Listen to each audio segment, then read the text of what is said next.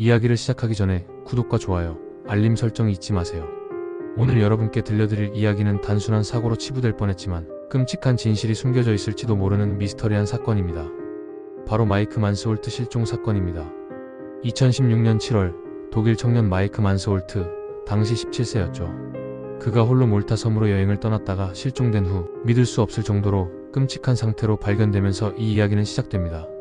여행을 좋아했던 아버지의 영향을 받아 마이크는 여자친구가 어학연수 중인 몰타 섬으로 혼자 여행을 떠나기로 결심합니다.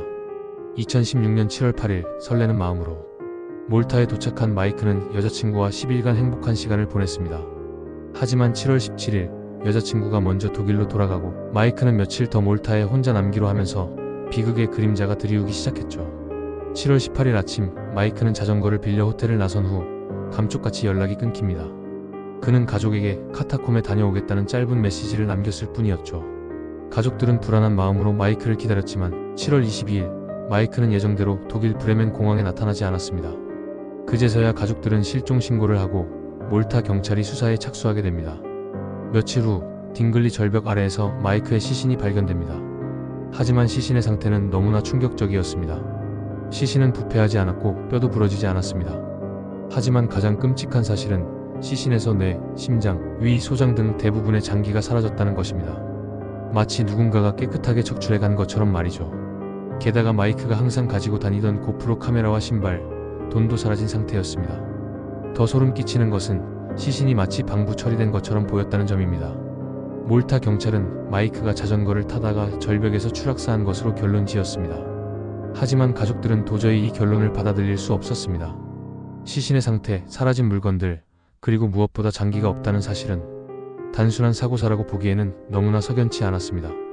마이크의 아버지는 직접 몰타 현지 주민들에게 탐문 수사를 시도했지만 주민들은 무언가를 알고 있으면서도 입을 굳게 다문 채 말을 꺼리는 듯한 반응을 보였다고 합니다.